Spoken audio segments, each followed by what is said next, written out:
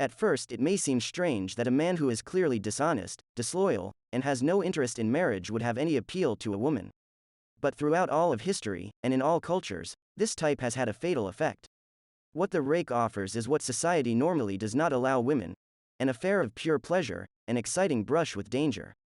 A woman is often deeply oppressed by the role she is expected to play. She is supposed to be the tender, civilizing force in society, and to want commitment and lifelong loyalty. But often her marriages and relationships give her not romance and devotion but routine and an endlessly distracted mate. It remains an abiding female fantasy to meet a man who gives totally of himself, who lives for her, even if only for a while. This dark, repressed side of female desire found expression in the legend of Don Juan. At first, the legend was a male fantasy, the adventurous knight who could have any woman he wanted. But in the 17th and 18th centuries, Don Juan slowly evolved from the masculine adventurer to a more feminized version, a man who lived only for women. This evolution came from women's interest in the story, and was a result of their frustrated desires. Marriage for them was a form of indentured servitude, but Don Juan offered pleasure for its own sake, desire with no strings attached. For the time he crossed your path, you were all he thought about. His desire for you was so powerful that he gave you no time to think or to worry about the consequences. He would come in the night, give you an unforgettable moment, and then vanish. He might have conquered 1,000 women before you, but that only made him more interesting. Better to be abandoned than undesired by such a man. The great seducers do not offer the mild pleasures that society condones. They touch a person's unconscious, those repressed desires that cry out for liberation. Do not imagine that women are the tender creatures that some people would like them to be. Like men, they are deeply attracted to the forbidden, the dangerous, even the slightly evil. Don Juan ends by going to hell, and the word rake comes from rake hell, a man who rakes the coals of hell.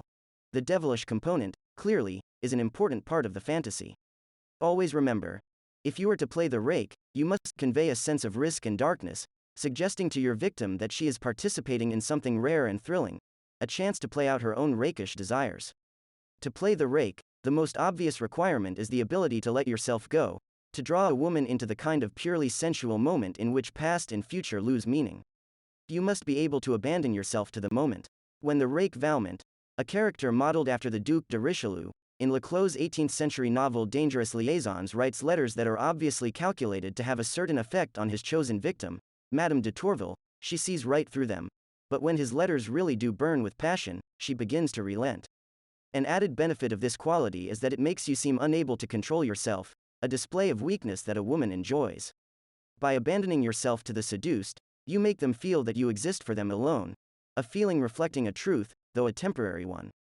Of the hundreds of women that Pablo Picasso, consummate rake, seduced over the years, most of them had the feeling that they were the only one he truly loved. The rake never worries about a woman's resistance to him, or for that matter about any other obstacle in his path, a husband, a physical barrier. Resistance is only the spur to his desire, inflaming him all the more. When Picasso was seducing Françoise Gallo, in fact, he begged her to resist. He needed resistance to add to the thrill. In any case, an obstacle in your way gives you the opportunity to prove yourself, and the creativity you bring to matters of love.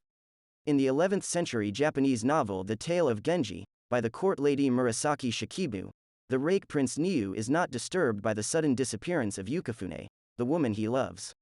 She has fled because although she is interested in the prince, she is in love with another man. But her absence allows the prince to go to extreme lengths to track her down. His sudden appearance to whisk her away to a house deep in the woods, and the gallantry he displays in doing so, overwhelm her. Remember, if no resistances or obstacles face you, you must create them. No seduction can proceed without them. The rake is an extreme personality. Impudent, sarcastic, and bitingly witty, he cares nothing for what anyone thinks. Paradoxically, this only makes him more seductive. In the court-like atmosphere of studio-era Hollywood, when most of the actors behaved like dutiful sheep, the great rake Errol Flynn stood out in his insolence. He defied the studio chiefs, engaged in the most extreme pranks, reveled in his reputation as Hollywood's supreme seducer, all of which enhanced his popularity.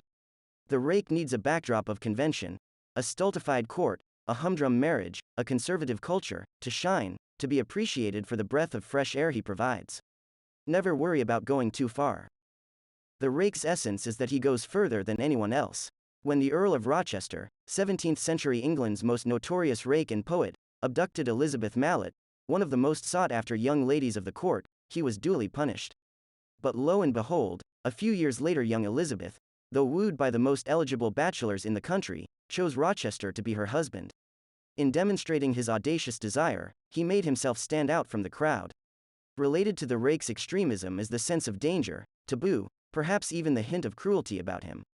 This was the appeal of another poet Rake, one of the greatest in history, Lord Byron. Byron disliked any kind of convention, and happily played this up. When he had an affair with his half-sister, who bore a child by him, he made sure that all of England knew about it. He could be uncommonly cruel, as he was to his wife. But all of this only made him that much more desirable. Danger and taboo appeal to a repressed side in women, who are supposed to represent a civilizing, moralizing force in culture. Just as a man may fall victim to the siren through his desire to be free of his sense of masculine responsibility, a woman may succumb to the Rake through her yearning to be free of the constraints of virtue and decency.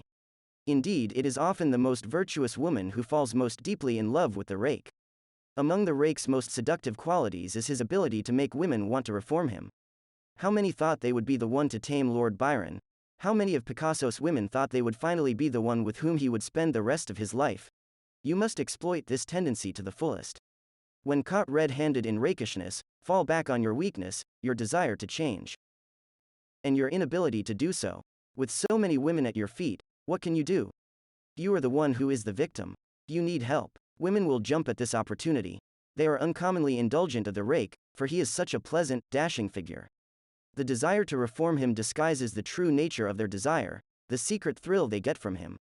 When President Bill Clinton was clearly caught out as a Rake, it was women who rushed to his defense, finding every possible excuse for him. The fact that the Rake is so devoted to women, in his own strange way, makes him lovable and seductive to them. Finally, a Rake's greatest asset is his reputation. Never downplay your bad name, or seem to apologize for it. Instead, embrace it, enhance it. It is what draws women to you. There are several things you must be known for: your irresistible attractiveness to women, your uncontrollable devotion to pleasure. This will make you seem weak, but also exciting to be around, your disdain for convention, a rebellious streak that makes you seem dangerous. This last element can be slightly hidden. On the surface, be polite and civil, while letting it be known that behind the scenes you are incorrigible. Duc de Richelieu made his conquests as public as possible, exciting other women's competitive desire to join the club of the seduced. It was by reputation that Lord Byron attracted his willing victims. A woman may feel ambivalent about President Clinton's reputation, but beneath that ambivalence is an underlying interest. Do not leave your reputation to chance or gossip. It is your life's artwork, and you must craft it, hone it, and display it with the care of an artist. Symbol: fire. The Rake burns with a desire that inflames the woman he is seducing. It is extreme, uncontrollable, and dangerous. The Rake may end in hell, but the flames surrounding him often make him seem that much more desirable to women. Like the siren, the Rake faces the most danger from members of his own sex, who are far less indulgent than women are of his constant skirt chasing. In the old days, a Rake was often an aristocrat, and no matter how many people he offended or even killed, in the end he would go unpunished. Today, only stars and the very wealthy can play the Rake with impunity. The rest of us need to be careful. Elvis Presley had been a shy young man. Attaining early stardom, and seeing the power it gave him over women, he went berserk, becoming a Rake almost overnight. Like many Rakes, Elvis had a predilection for women who were already taken. He found himself cornered by an angry husband or boyfriend on numerous occasions, and came away with a few cuts and bruises. This might seem to suggest that you should step lightly around husbands and boyfriends, especially early on in your career. But the charm of the Rake is that such dangers don't matter to them. You cannot be a Rake by being fearful and prudent. The occasional pummeling is part of the game. Later on, in any case, at the height of Elvis's fame, no husband would dare touch him.